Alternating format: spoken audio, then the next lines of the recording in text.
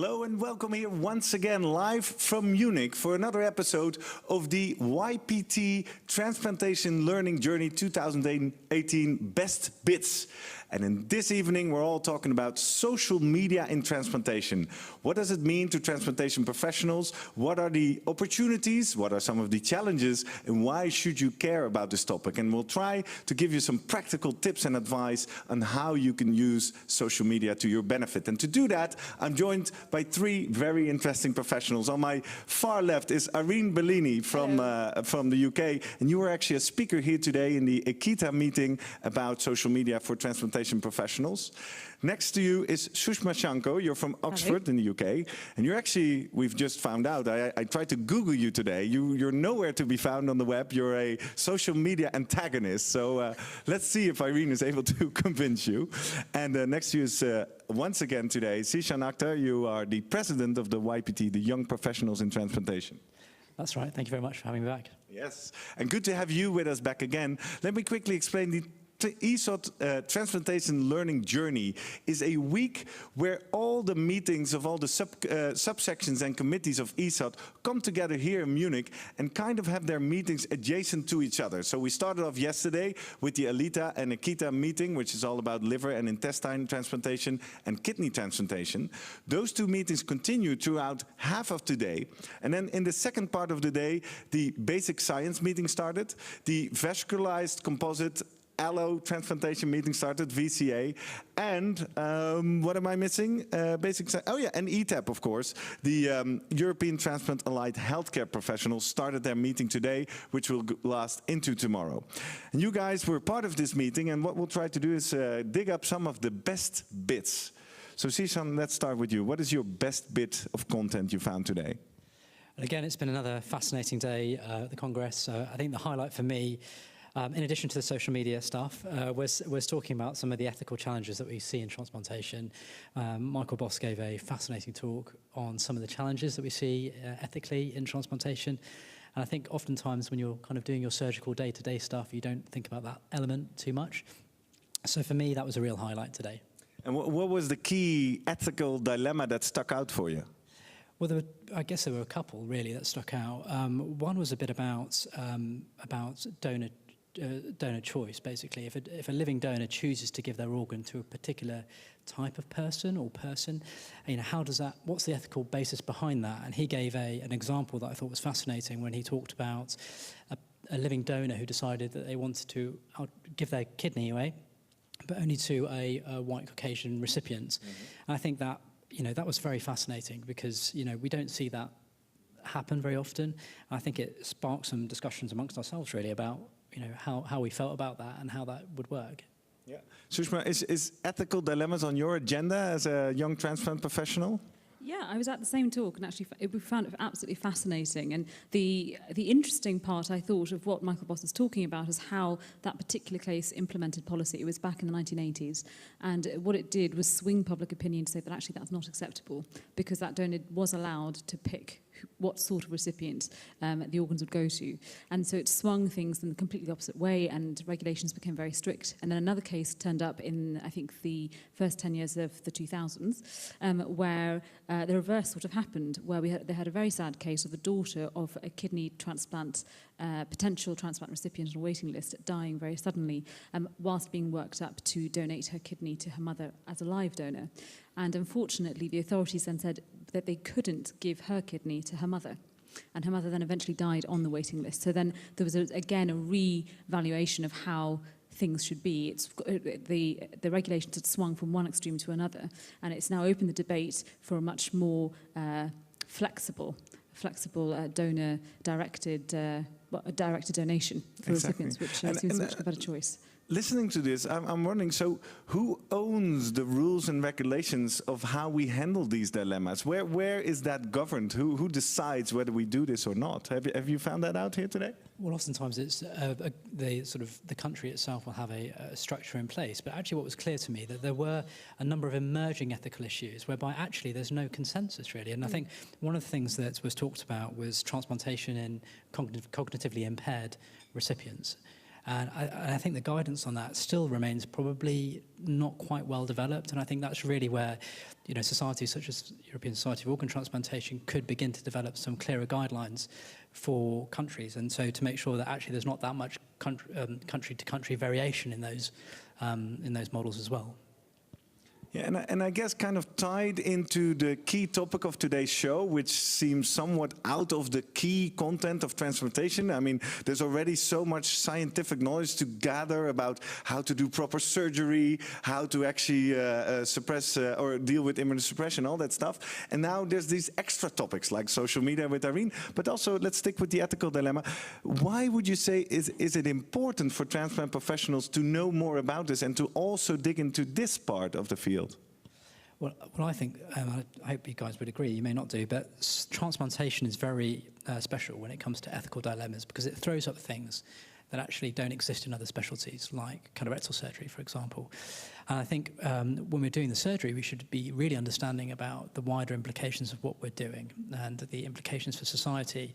I think that's partly why this is a very interesting specialty, is because of those ethical dilemmas that we face, and we should think about that. Yeah, so you're a surgeon in training yourself. How does it affect you in surgery? When do you think about this? Well, that's my point. I don't think we think about it enough. Okay. And I think it's congresses like this that put things like that at the forefront of my thoughts. And actually, day to day, I actually don't think about the sort of wider ethical implications very often. Yeah, interesting. So we'll need to follow up with you on what that meant post this meeting. So Sushma, what is your personal highlight of all the content that you've been following here today? Well, I agree with Zee that the ethical talks were absolutely fascinating, as well as Irene's talk, which we'll get on to shortly. Another aspect which I really enjoyed was the basic science meeting, in particular the focus on cellular therapy. Right. The two fascinating talks by Ed Gessler and Fadi Issa, where they talked about these phase 1 trial, the one study, which looked at various different types of cellular therapy being trialed in human kidney transplant recipients mainly as phase 1 clinical trials to assess their safety. And Fadi was talking about the next step in that, the phase 2 clinical trial led by Oxford, where they're now assessing efficacy of such regulatory cells, namely T regulatory cells. And it's really interesting. He managed to summarize the sort of global activity of cellular therapy trials going on around the world. And currently there are over 10 T regulatory cell clinical trials going on in transplantation, which is really phenomenal given that this field only really took off about 30 years ago, which certainly in the field of science is not very long at all, from fiddling around with some cells on a bench, now seeing them in patients and seeing those results. It's really awe-inspiring to see that. And he also pointed out that it was only last month that in Science there was a great commentary by Jeff Bluestone, who's really pioneered a lot of the Treg work, in that looking at the work that's been done in transplantation, we're now going to be able to take that into other fields such as autoimmunity to see whether or not we can pioneer new treatments with such cellular therapy in other diseases to affect change on patients. So it's a really exciting place to be. Exactly. And how would you say does this inspiration help you when you go back to Oxford in your training? What do you take home from that?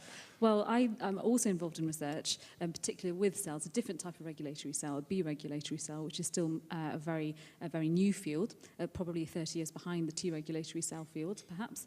And that's it. And when you're struggling with science in your own career or any other sort of difficulty, it's really inspiring to be able to see that actually with perseverance and luck and a lot of hard work, a little bit of luck, bit of luck, and a lot of hard work, you can actually get to that stage where you can get from the bench to the bedside and do something for the patients that you've worked on, which is it's a really exciting possibility. Exactly. So it motivates you to even push further. Yes. Yeah, absolutely. I mean, that's the beauty of congresses like this. You kind of, as a young professional, look to those types of talks to kind of inspire you to go home and go back to your centre and work hard to try and make a change. All right, so I think we have some takeaways here of today. Push hard and consider the ethical dilemmas. Now, if you're just joining us, one of the beauties of these online congresses is that we're live. So if you're on Facebook or on YouTube, just use that live chat to let us know who you are and where you're from. You can participate in this conversation about social media and transplantation that we're going to hit right now. See if there's some ethical dilemmas there or some motivation needed. Because Irene, what was your key message to the transplantation professionals here today? Well, Well, the thing is that we are really already seeing the potential of social media now. So, of course, for those who couldn't attend because, of course, not only, the cost of traveling, but also the commitments, they could still sort of be with us virtually and connect with us. So if it is not a benefit, I don't think what else could be a benefit. So they could potentially sort of interact with us, not being with us. And this is already the educational value that social media could provide. But in terms of transplantation, I mean, beyond, machine perfusion, all these important technologies that can for sure improve the quality of the organs, at least reducing the delayed graft function or non-function, we need an increase in the donors. And it has been proved that social media have this important educational role, particularly for live donors, where we have seen from the talks of yesterday, there is really a struggle in recruiting in countries. I mean, Netherlands and the UK, of course, Turkey, do not face this shortage. But in other countries, unfortunately, this is not a reality. So how could you find your donor? Through social media, and one of the burden of living donation is the follow-up, and it has been proved that actually if you can engage through a mobile health application, again from your home or not being in the hospital, so without the cost of being in a place that is not your place of work, you still can provide the information that are important, and also you are a healthy person, so you don't really feel like I need to go to the hospital for control. So I think this is important. 1 second though, do I hear you say that social media can be used to find a live donor or to stimulate live donation? Because I'm looking at your tweet right now, because obviously as a proper social media user, you tweeted out your key takeaways of your lecture today. So if you're on Twitter, search for hashtag TLJ2018 and you find Irene's tweet, and that's the key lessons. And the first one says, increase the number of live donors. But I think you just said you can actually find your live donor. Is that something you see happening? Yeah, I mean, there are a sort of already patient network and charities that aim to provide support, and already the interaction and the communication. This is all without benefit, so there is no I don't want to name any particular charity, but what I mean is that it's something that needs to be talked, that needs to be addressed, and that there is a huge need of communication and discussion. And the social media per se are a tool that provide this platform. So a lot of patients, unfortunately, feel like they couldn't ask for it to their relatives. They feel like they are obliged in one way, so they don't want to put anyone under pressure. But social media can sort of relieve from this pressure, because already start talking about something into a virtual community, into a network, will help. I've seen this with other common educational barriers, and social media really put together people and overcome these kind of barriers. All right. Well, let's go into a young professional who's quite active on social media. Zeeshan, I can now say in a 2-day streak, you are putting out a daily Twitter poll. What did you ask your followers today?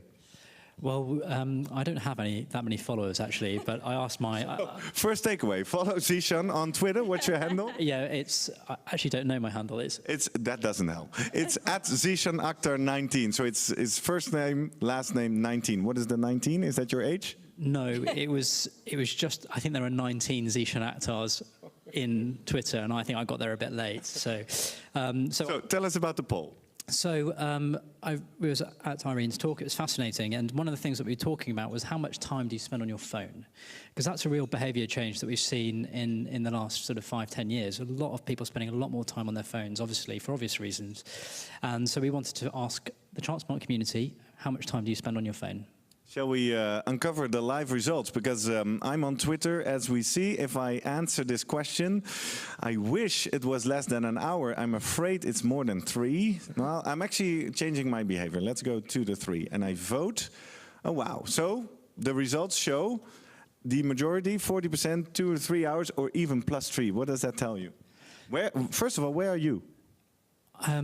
It's interesting. I don't actually know. I would like to think I'm in the 1 to 2 hours, but I suspect if you actually analysed it, it would be 2 to 3. Sushma, you're nodding your head. No, no, no. You know, you guys work together. He definitely spends more time on the phone than that. Yeah. And what would your answer be on this poll?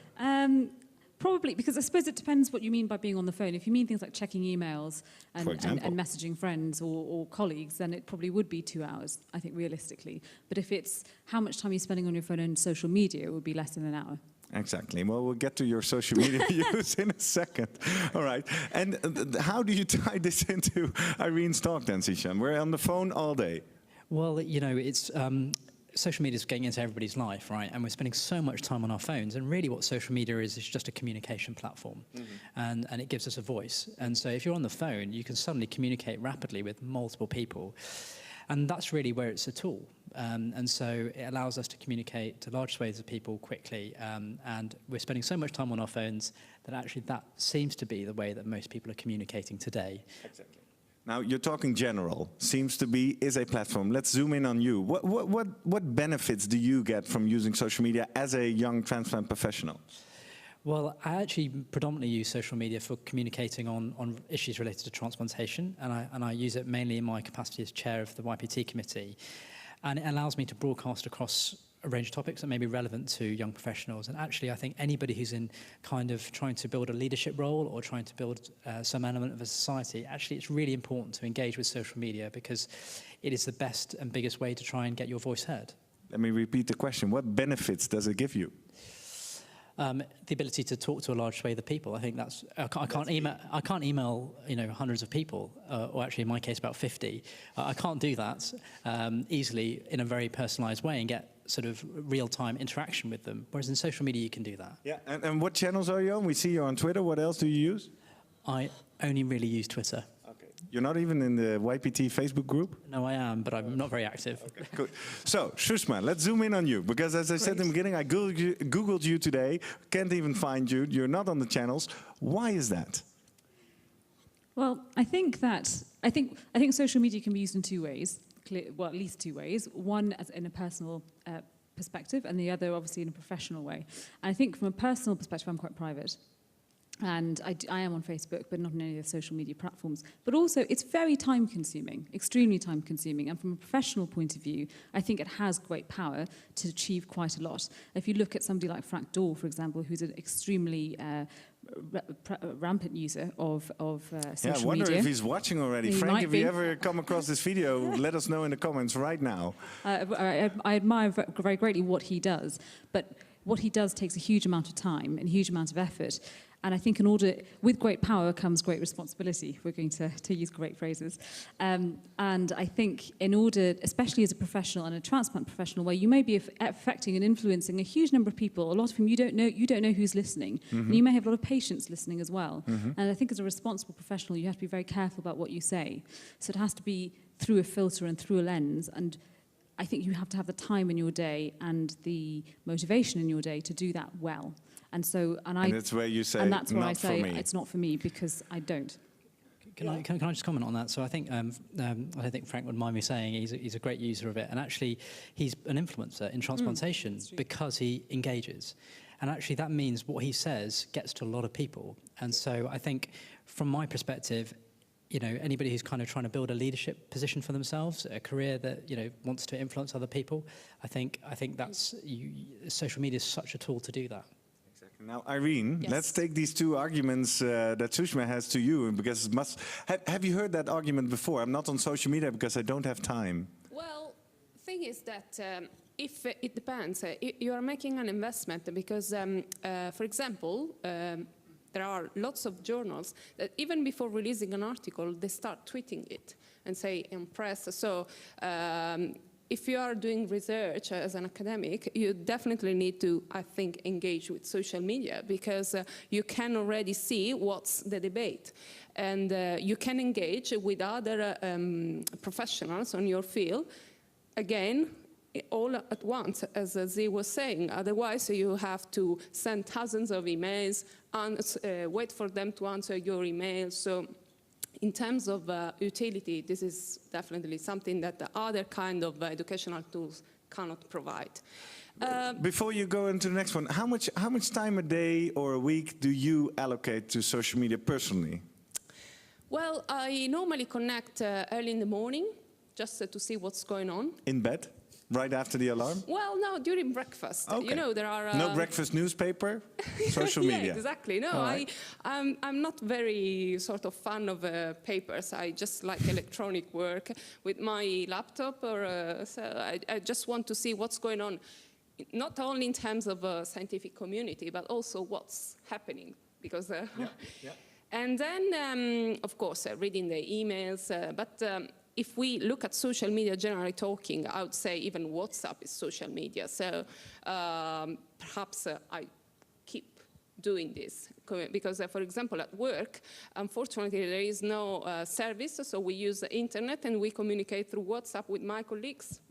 So this is another important use of social media. Yeah, that's often a common misunderstanding. Sushma, are you in WhatsApp groups? Oh, yes. Oh, so you I would are. be. So you're in very private social media. You definitely Yes. Yeah, I suppose I would consider WhatsApp as a messaging platform more than Exactly. social media, but Okay, perhaps okay. that's just a... So breakfast, mission thing. Yeah. and then throughout the day. But if you had to put a number in it, is it 10 minutes a day? Is it an hour a day? Well, Is it multiple hours a day? It could be even just a look, because, you know, you see your, if you're on Facebook, your timeline, or the last tweet, or you just see what the BBC says, and that's it.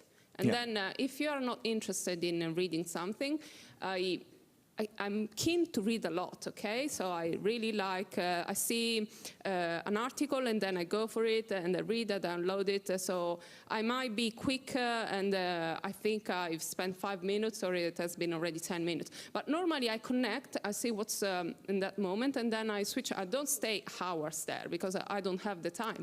Similarly. So what would your first advice be to Sushma? Where should she start? Say she finds that 10 minutes over breakfast. She ditches the newspaper. I mean, how do you get engaged with the world? What is your TV?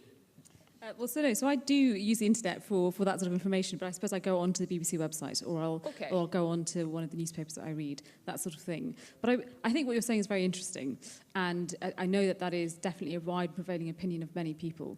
And it's, I think, from a professional point of view, communicating with scientific communities and patients and other colleagues is extremely important to engage them in that sort of way. But I would just, to play devil's advocate... Yes, please. There is also a counter-argument to all of that, isn't there? Because if you're using social media platforms to access your information, then what you're doing is actually you're allowing the social media platforms to filter your information as a publishing house would ordinarily or historically have done. So they are acting as your quality control. And perhaps if you are looking at the BBC website through Facebook, that's slightly different. But a lot of people will be looking at whatever posts come up on their Facebook feed or their Twitter feed or whatever that's being brought to them through various algorithms by social media platforms of which they have no control. So their information filter is already being filtered quite a lot by forces that they aren't aware of or now aware of because of all the controversies with the US elections and everything else. But the literature that they're looking at it has already been seen through a lens by somebody else with a bias that they aren't aware of. So how would you counteract that? True, but you have your own knowledge. So you might say, okay, this is an article, but you can do your own research, isn't it? You can just say, I want to read, I don't want to read. And then, of course, you just see what is hot, because what is been retweeted a lot, what are the people talking about. You see what's out there, but then you can make your own decision. It's very important, as you say, do not be controlled by these people that want you to feed with what the content they want. This is absolutely fine. But you as a researcher have your own potential to do your own research and go to your database, to your library, and look at all the other journals that are not on social media, if you want to. I was going to kind of add into that obviously there's the sort of term ultimatrix that's coming in for sort of alternative measures of sort of relative success of papers and journals and things. And I think as transplant professionals, we had a very interesting discussion today with Joanna Hester about how we can use research articles and social media to try and disseminate research. And because patients are becoming obviously much more in tune with understanding complicated papers, and how do we, in a responsible fashion, try to communicate what the results of those mean through social media. And that might be an interesting thing for us to do as an organisation. Yeah, exactly. And Irene, just to make it practical again for both Sushma, Zeeshan, and everybody watching, those 10 to 20 minutes a day, what channel would you pick? Because obviously there's a lot of talk about Twitter here. We talk about Facebook groups, WhatsApp groups, LinkedIn. What are your weapons of choice? It depends in what do you want to get from social media. Because so let's make it personal. What do you want to get from social media, and which channels do you choose? Personally, for all work-related information, I like Twitter because it's a microblog and I can talk to my colleagues or say, oh, look, this is an interesting paper, any comment? And that's something that I think Twitter really works for. Mm-hmm. If I want to connect with my friends, just to invite them for a dinner, I create a WhatsApp group. Mm-hmm. I don't really need, and I suppose that I've got the mobiles of these people. On Twitter, I can message privately, but I can't invite, yes, I can invite colleagues through creating a message group, but I think Twitter should be more focused on work. LinkedIn is really very professional because you can put all your CV in there, all your activity. So for people who are looking for a new appointment, I think this works very well. So you're there as well? Yes, I am there as well. I am also on Facebook. I find Facebook very useful. Sushma, all in 10 minutes at breakfast, eh? You hear that? Impressive. It's great. Well, you receive notifications every time something has happened. I'm the administrator of a Facebook group, and this is about putting together women in surgery. Yeah, we have that here, because you say, when I want to connect with colleagues, I choose Twitter, but then I found your ASGBI, Women in Surgery Facebook group. So what is that, and why did you decide to use Facebook for that? Because we needed to create a group where we can connect with people and we can debate, but the problem of Twitter is that is just the momentum, okay? You cannot go there and take the opportunity to comment on a post or an article because there is already another tweet coming, and so you might miss that.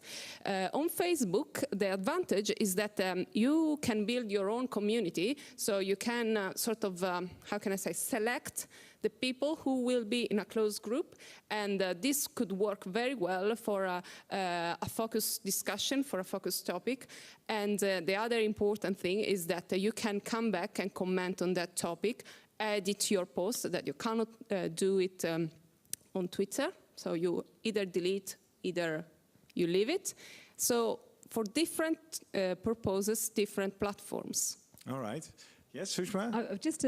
It's very interesting that different platforms are used for different purposes. And I think during Irene's talk earlier, Nizam Mahmood, who was I think here yesterday, brought up a very interesting example of a conflict that he'd found when he was using Twitter. One of his long-term patients actually tweeted that he'd been admitted for a medical condition. And he retweeted Nizam basically to ask him, what do you think I should do with regards to this medical problem? And he'd already built up a rapport on social media with his patients, because that is what happens when you engage with those sorts of platforms as a professional. Your patients will engage with you if you have a good relationship with them. Yeah. So what do you do in that situation? Do you say, I'm sorry, I can't help, despite the fact that I am your person that you do talk to, and you need to refer back to your clinicians looking after you right now, or how do you engage with that responsibly? It's a very difficult conflict. Yeah, let's ask our expert, Irene. What if patients come at you, and especially because I'm a bit surprised about your answer on the Facebook question, because the Twitter conversation, Twitter is public, right? Everything on Twitter can be found by everybody, like patients. And I thought you said we do a Facebook group amongst professionals because at least we can control and fence who gets in.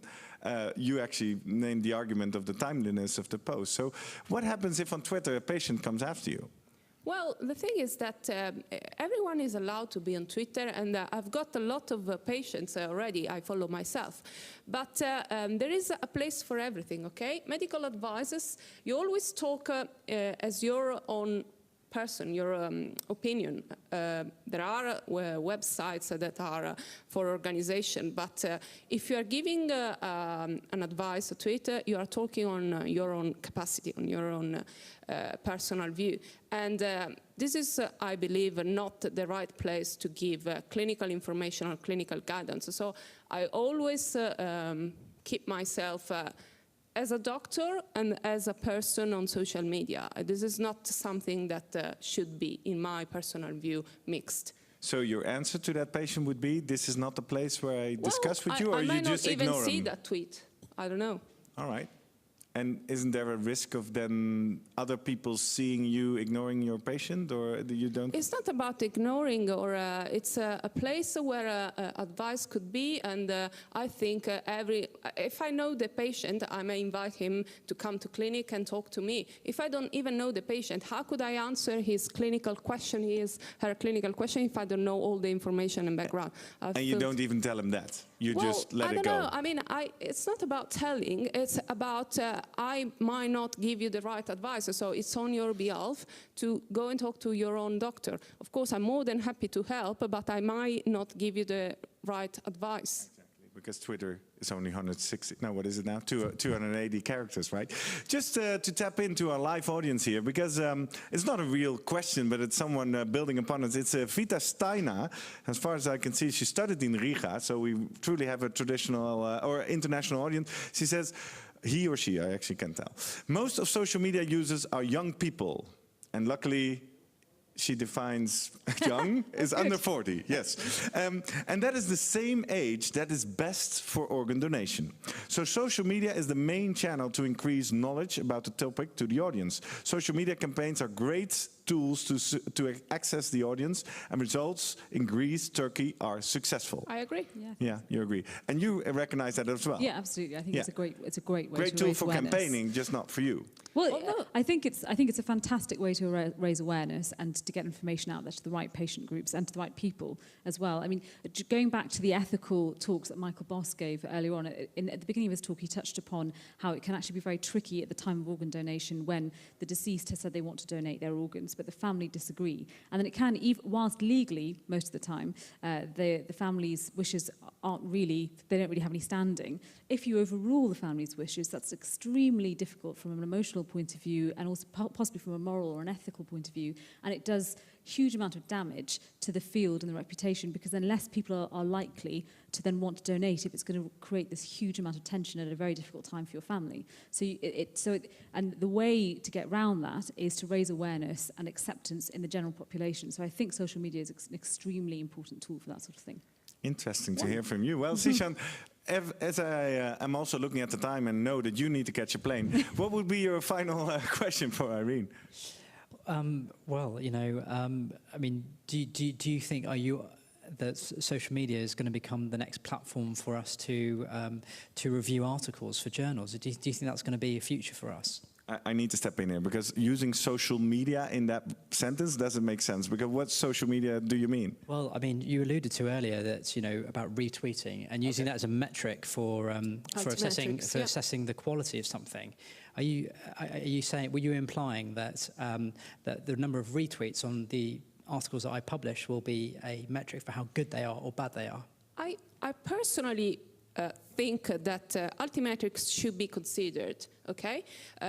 It's like a citation, I would say, because if your article has been retweeted, it means that people find it interesting. So what are you saying is important. But it cannot substitute a proper read to a complete article. It's like a visual abstract and a normal abstract. Of course, the visual abstract per se, it will give you the immediate concept of that paper, because what you can see, you really get it.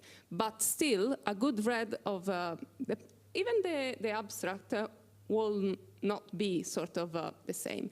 And my personal view is that I am already part of the journal club for the Resident and Associate Society of the American College of Surgeons. So I think that this is something that should be implemented, because You see, I can connect through Journal Club with people who are in the US, who are the other part of the world. I can be like in a virtual conference, like if I would be here and talk to you, I am in the UK, perhaps I just finished my work, and I still be able to do some research with them. So I think definitely for people, as you were saying, who are approaching research is definitely a step forward. And you say, so like retweets could be a good alternative measurement there. How about the validity of that? Because we all know about these tweet bots and the automatic, all this stuff you can do on Twitter to get thousands of retweets. I personally think it should not be a substitute, but should be implemented. But even as an adjacent metrics, it's easy to fake. Yeah, it means that your article anyway has raised some